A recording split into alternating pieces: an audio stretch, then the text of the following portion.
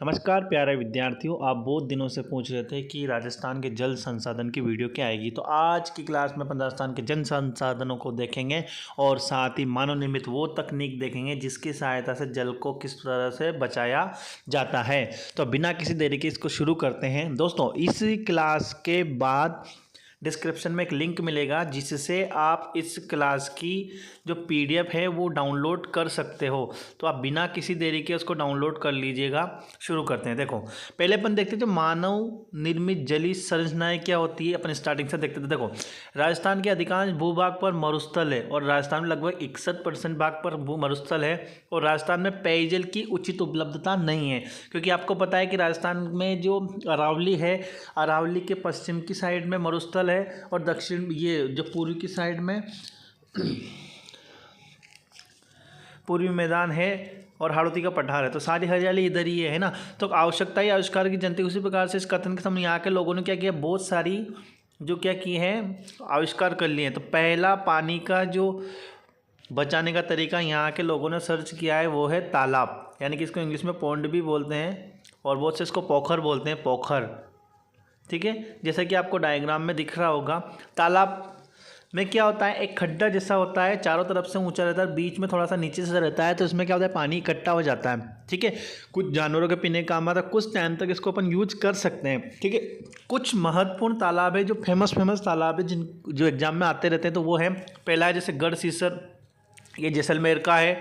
बागोलिया तालाब उदयपुर का है।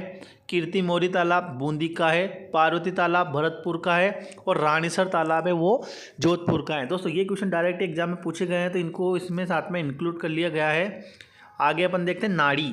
नाड़ी होता क्या है, तो देखो, नाड़ी और बावड़ी। नाड़ी देख लेते हैं पहले। नाड़ी यानी कि ये तालाब के जैसा ही होता है। ठीक है, यानी कि तालाब के जैसा ही होता है, लेकिन ये रेगिस्तानी इलाकों में होता है, क्योंकि रेगिस्तान में रेत होती है तो वहाँ पे नाड़ी बनाते हैं ना। ये पशुओं की जो दैनिक आवश्यकता की पूर्ति के लिए इसमें जल संरक्षण किया जाता है। और नाड़ी नाम है, ये सबसे पहले जो राव जोधा थे उन्होंने नाड़ी का निर्माण कराया था, उसके बाद ही नाड़ी कहा जाने लगा। अगला है बावड़ी, स्टेप वेल जिसको बोलते हैं। तो शाही परिवार द्वारा वर्षा जल संग्रहण हेतु किलो महलों के पास बावड़ी का निर्माण कराया जाता था।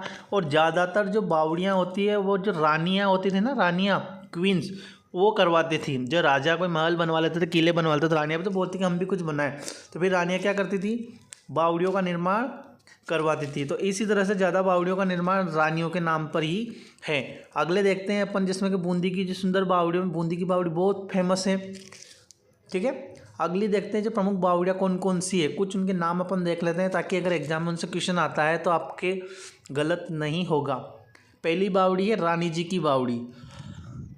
दोस्तों, रानी जी की बावड़ी है, ये बूंदी में है। और अगर अभी आप जाते हो तो रानी जी की बावड़ी है, क्षार बाग और बूंदी का किला, तीनों का एक मिक्स टिकट होता है। आप वहाँ पे घूम के आराम से आ सकते हो। ये जो रानी जी की बावड़ी है, इसको राजा अनिरुद्ध सिंह है, उनकी जो नाथावती रानी थी उसके द्वारा निर्मित करवाया गया था। दूसरी बावड़ी देखते हैं अपन, नौलखा बावड़ी। ये बावड़ी डूंगरपुर में है और जो राजा आसकरण है उनकी रानी थी, उनका नाम था प्रेमल देवी। उन्होंने नौलखा बावड़ी का निर्माण करवाया था। तीसरी बावड़ी देखते हैं दोस्तों, वो है त्रिमुखी बावड़ी। जो त्रिमुखी बावड़ी है ना, ये उदयपुर में है और इसका निर्माण रामसर दे द्वारा करवाया गया था। बहुत सारे क्वेश्चन डायरेक्ट आते हैं कि त्रिमुखी बावड़ी कहाँ है, ऑप्शन में आ जाते हैं। नौलखा बावड़ी कहाँ है, रानी जी की बावड़ी कहाँ है, तो आपको ध्यान रखना है। इसके अलावा भी और बहुत सारे नोट्स हैं तो मैं डिस्क्रिप्शन में अवेलेबल करवा दूँगा लिंक, तो आप वहाँ से देख के लिंक से जो नोट्स देख सकते हो। ठीक है दोस्तों, अगला देखते हैं कुएं। कुआं होता है अपने दक्षिणी राजस्थान और हाड़ौती के पठार में ज़्यादातर कुएं मिलते हैं। ये क्या, राजस्थान के उपयोगी जल स्रोत होते हैं। इनकी ऊपरी भाग संकरा होता है और जो नीचे का भाग होता है वो चौड़ा होता है, यानी कि इस टाइप से वो तो कुई होती है ना, बेरी भी बोलते हैं उसको। तो इसमें क्या होता है, पानी वाष्प बन के नहीं उड़ता है और इसके ऊपर लकड़ी के ढक्कन भी लगे होते हैं ताकि इसमें कुछ गिरे नहीं। जो छोटी छोटी होती है ना, वो छोटी सी, उनको कुई बोलते हैं। जो बड़ा होता है इसको कुआं बोलते हैं। ठीक है, बांदी कुई दौसा में बहुत फेमस है। ये दासी द्वारा बनवाए गए कुएं के नाम पर रखा गया था, बांदी कुई। ठीक है, और इसके बाद टोबा, एक कुई जैसी संरचना होता है। ये एक वर्ष के लिए होता है, मतलब पूरे साल इसमें जल संरक्षित रहता है। जो कठोर भूमि होती है ना, जहाँ चट्टान है, उसमें खड्डा करके इसको बनाते हैं। बिना बनाए गए संरचना होती है जो पशुओं आदि के लिए इसमें पानी का उपयोग करके अपन यूज़ करते हैं। ठीक है, अगला जो अपन देखते हैं वो होता है टांका। जो टाँका होता है दोस्तों, सामान्यतः टाँका जो पानी होता है ना, पानी, बरसात के पानी को इकट्ठा करने के लिए टाँके का उपयोग किया जाता है। और सामान्यतः इसको जो रेगिस्तानी इलाकों में इसका उपयोग किया जाता है। टाँके में क्या होता है, ऊपर से बंद रखता है और एक ढक्कन होता है ताकि पानी उड़ता नहीं है। सबसे सुंदर दृश्य इसका देखते तो जयगढ़ के किले में जो टाँके हैं वहाँ पे इसको अपन देख सकते हैं। ये क्या करता है, वर्षा के जल को इकट्ठा करते हैं। और जो इसकी जो परित आगोरे पायटन बनाया जाता है, यानी कि जैसे मान लो ये टाँका है, तो जो एरिया होता है ना, कैचमेंट एरिया जहाँ से पानी आएगा, तो उसको आगोरिया पायटन कहते हैं। ठीक है, अगला देखते हैं अपन खड़ीन या प्लाया।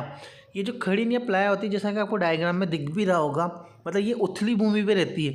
मतलब एक जैसे गहरा रहता है, पानी पानी हो गया, और एक क्या होता है जैसे उथली भूमि में पानी रहता है ना, उसको खड़ीन कहते हैं। ज़्यादातर रेगिस्तानी इलाकों में मिलती है। सबसे पहले जो जैसलमेर के जो पालीवाल ब्राह्मण होते हैं, उन्होंने 15वीं सदी में खड़ीन बनाना प्रारंभ किया था। उसको प्लाया झील भी बोलते हैं। ये 5 से 7 किलोमीटर में फैली होती है, लेकिन उथली कम होती है, शुष्क क्षेत्र में होती है। पेयजल, सिंचाई आदि के लिए इसका उपयोग किया जाता है। ठीक है।